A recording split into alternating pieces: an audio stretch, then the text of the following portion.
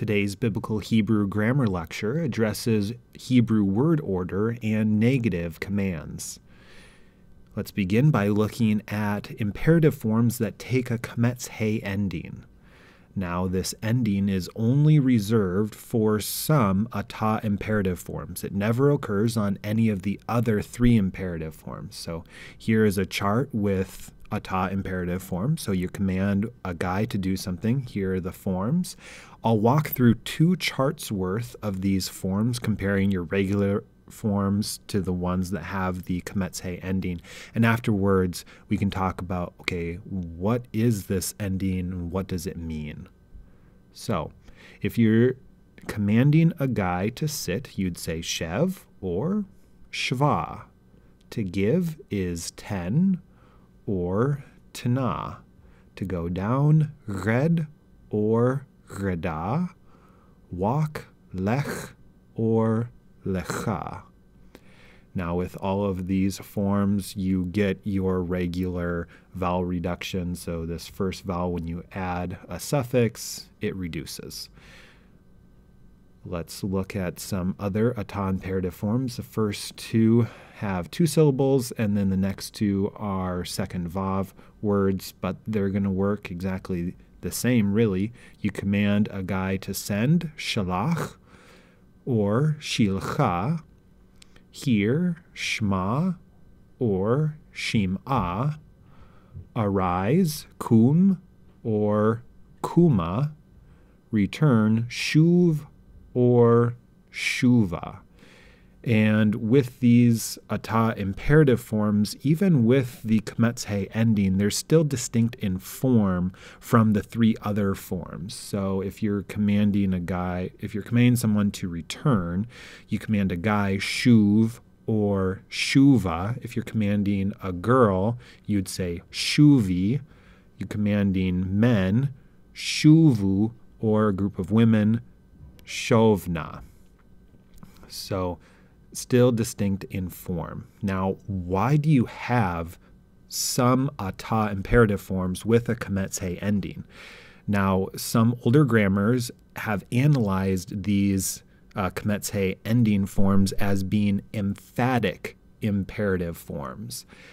But what is more likely the case is that the Qamets-he endings it's a remnant of an imperative marking suffix. That's more likely the case. We can talk in the future as far as why that's more likely the case and why grammars today go with that kind of analysis. But one reason that you can understand at this point as far as why these would not be emphatic imperative forms is that this ending is only relegated to occurring sometimes on atah imperative forms. It never shows up on the other three forms. So if this is a language that distinguishes between like regular imperatives and emphatic imperatives, why would the emphatic imperatives be relegated only to commanding one guy to do something? So you couldn't give an emphatic imperative to a woman or a group of men. So that's one good reason to doubt the emphatic imperative analysis. Next, pausal forms. This information in the section is like speaking, that usually after making each statement, a speaker gives a little bit of a pause. And so it is in writing then that the writer will signal to the reader to take a pause after each statement by usually writing in a comma or a semicolon or a period. With Hebrew, how the Masoretic scribes did it is they would often shift the vowels in the last word in a statement.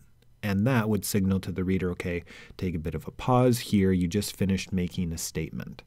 And there are four broad patterns as far as how these pausal forms come about. The first pattern is that a patach becomes a kametz. So mitzrayim, that's the default form. As a pausal form, it's also pronounced mitzrayim using modern pronunciation. And here it's written with a kametz. That's not necessarily a pattern that you're going to notice when you're reading, but a pattern that you will notice is that an initial segol can become a qamets. So eretz is the default, and the pausal is aretz. Other words in this pattern would be lechem, could be lachem, melech could be malech, Evan could be Aven, right? Those pausal forms sounded quite a bit different. And so if the vowel looks funny, it's not what you would expect, you should think, oh, I wonder if this is a pausal form, and you confirm it by, okay, yeah, that's the last word in a clause, just finished making a statement. Another pattern is that a shva can become a segol. So here's susacha, and this pattern is if you have a noun with an attached pronoun. Usually before the attached pronoun you have a shva, but this could be written as susecha at the end of a clause.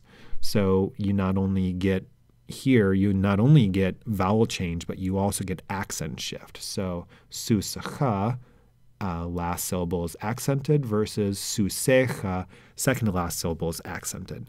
And for this pattern, there's a tendency when the segol is accented here because of a pausal form that the segol is pronounced a instead of the default e, so susecha. And the last pattern here, a shva becomes a qamets. This word halcha means she walked, and as a pausal form, it's halacha, where once again you get accent shift from halcha to halacha. The other thing to say is that there are these patterns, and so Mitzrayim as a pausal form is always spelled this way with a qamets. And when you see a pausal form, that always signals the last word in a clause. But there's some inconsistency by the Masoretic scribes, is they didn't always mark the last word in a clause as a pausal form. For instance, you could see a default form Mitzrayim, and that could be the last word in a clause, but not necessarily. So pausal forms, they're fairly common in the language, but they're not nearly as common as they would be if the scribes always marked each clause the last word with a pausal form. Next, vav plus subject marks a break. And here I address one of the many complex issues regarding Hebrew word order. Now, I've said before when I introduced the Vayikdol conjugation that the main way to construct a Hebrew narrative is you begin the story with a katal verb, and then you carry along the main line of the story with a string of Vayikdol verbs. So he did it, katal, and then he did that, Vayikdol, and then he did that, and then that, and then that, and then that. Now, if that's all that a narrative was, just a string of Vayikdol verbs of consecutive actions, that would be a pretty boring story. Stories need quite a bit more texture than that. They need a climax, a resolution. They need a turning point somewhere in the middle, right? And Hebrew will add some texture here by breaking the string of Vayikdol verbs by fronting a subject. And when you front the subject, you necessarily cannot have a Vayikdol verb. A Vayikdol verb needs to be clause initial, and so then the subject will always be after it. If you front the subject, what you're doing is you're establishing a new topic, a new aboutness of the story. 5 is exemplary. I'll read it.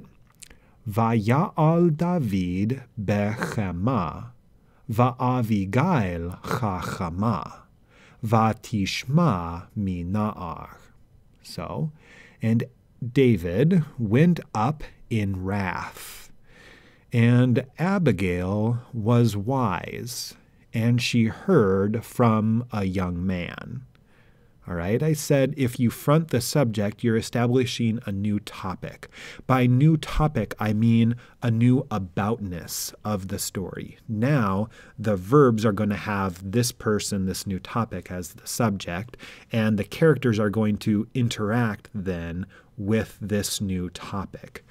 And establishing Abigail here as a new topic is the turning point in the story. Up until this point, David he's had this conflict with Nabal, and the singular arc of the story is going to have this resolution only with David wiping out everybody that belongs to Nabal.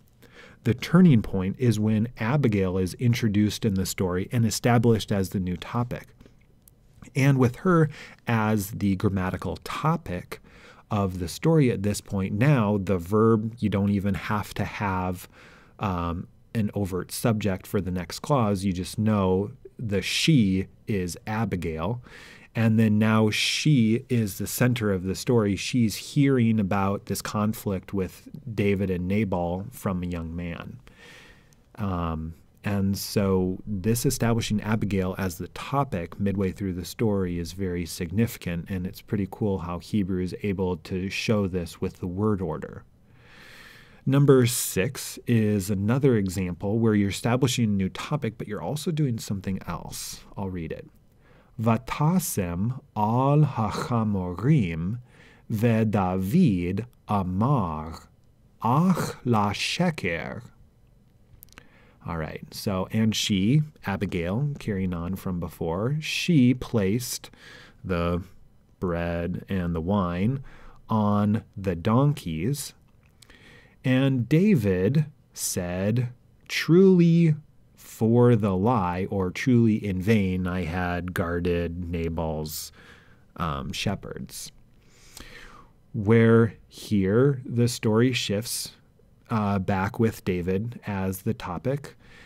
And you have a following katal verb. And this katal verb marks an anterior action. So David's speaking event here, he's not actually speaking to Abigail at this point. Abigail hasn't even come down to meet David. No, this is kind of a flashback. So she's done this good deed. Hopefully she can change the tide, because David, he had said this when he was going up in wrath. Man, I'm so ticked. I'm going to wipe out everybody that belongs to Nabal, is basically what David goes on to say here. Now, this subject plus katal, I said it can mark an anterior action. This is definitely context specific, but it can only be accomplished by a katal verb. A vayikol verb marks consecutive action. So this happened, and then that happened, and then that happened. But what if you want to say something had happened? You necessarily have to use a katal verb where the perfective aspect comes to the forefront. So this speaking event is a completed action when Abigail did this action. So by time she placed her stuff on the donkeys, David had said this. And finally, negative commands. How do you tell somebody to not do something in Hebrew? Surprisingly, you don't negate the imperative in Hebrew.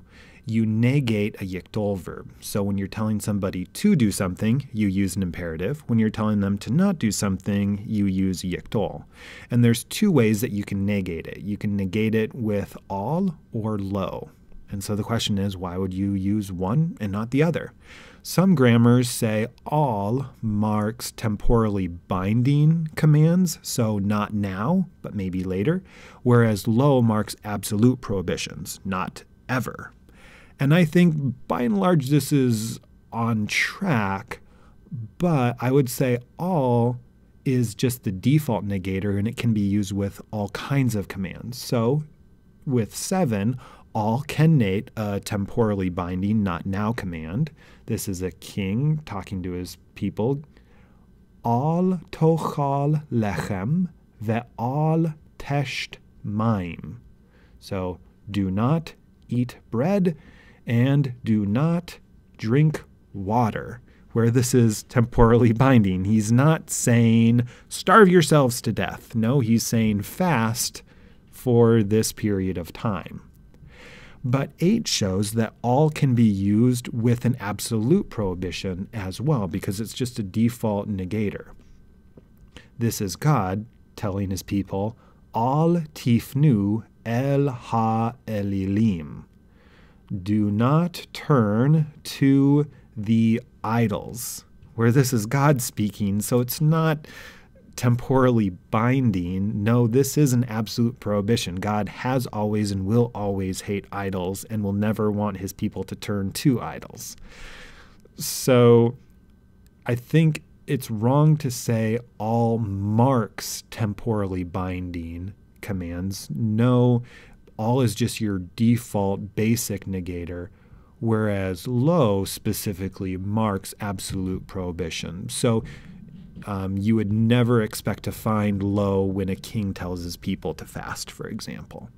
You do find lo in places like 9. In fact, lo is used to negate every single one of the 10 commandments. So here are a couple of them. Lo tirtzach, lo tignov. Do not murder, do not steal. These are actions that are never okay to do, not in any time period ever, and so you have lo to negate them. So when you're giving a command to do something, you would expect to find the imperative, but when you have a negative command, you negate the yikdol. All is just your general default negator, whereas lo marks absolute, not ever, prohibitions.